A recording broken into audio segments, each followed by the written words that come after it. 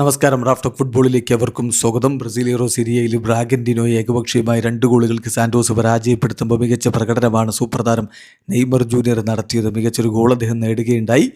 കളിയിൽ മികച്ച താരത്തിനുള്ള പുരസ്കാരവും അദ്ദേഹത്തിനാണ്. അദ്ദേഹത്തിൻ്റെ കളി എങ്ങനെയുള്ള പ്രകടനമാണ് നടത്തിയത്, വേൾഡ് കപ്പ് സ്ക്വാഡിലേക്ക് ഇടം ലഭിക്കുമ്പോൾ, ഇതാണ് ഇപ്പോൾ ആരാധകർ ഉറ്റുനോക്കുന്നത്. അദ്ദേഹത്തിൻ്റെ കളി എങ്ങനെയെന്നുള്ളതിൻ്റെ ഉത്തരം അവരുടെ കോച്ച് കുഖ തന്നെ കളിക്ക് ശേഷം പറഞ്ഞിട്ടുണ്ട്. അത് നോക്കിയാണ് അദ്ദേഹം പറയുന്നു, നെയ്മർ ശരിക്കും ഒരു ട്രൂലി മാഗ്നിഫിഷ്യൻ്റ് മാച്ചാണ് കളിച്ചത്.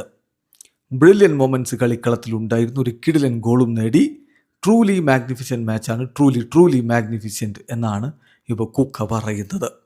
അതേസമയം നെയ്മർ ജൂനിയർ അദ്ദേഹത്തിൻ്റെ പ്രകടനത്തെ എങ്ങനെ വിലയിരുത്തുന്നു എന്നുള്ളത് കൂടി നോക്കാം. അദ്ദേഹം പറയുന്നു, ഗോൾ അടിച്ചതിൽ ഞാൻ വളരെ ഹാപ്പിയാണ്. ടീമിനെ ഹെൽപ്പ് ചെയ്യാൻ പറ്റിയതിൽ ഹാപ്പിയാണ്. അതിനൊക്കെ അപ്പുറം വിജയിച്ചു. അതാണ് ഏറ്റവും പ്രധാനപ്പെട്ട കാര്യം.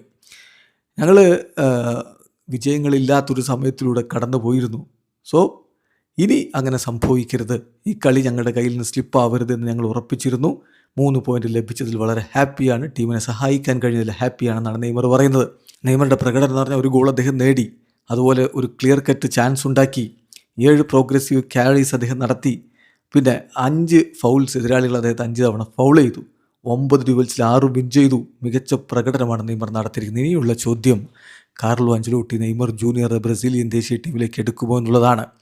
കഴിഞ്ഞ 10-17 മത്സരങ്ങളിലെ നെയ്മറുടെ പ്രകടനം നോക്കിയാൽ എടുക്കാതിരിക്കാനുള്ളൊരു കാരണവുമില്ല. അതുകൊണ്ട് തന്നെ ഇതാ അവസാന ലാപ്പിലേക്ക് നമ്മൾ എത്തിയിരിക്കുകയാണ്. ബ്രസീൽ സ്ക്വാഡിനെ 18-ാം തീയതി പ്രഖ്യാപിക്കും.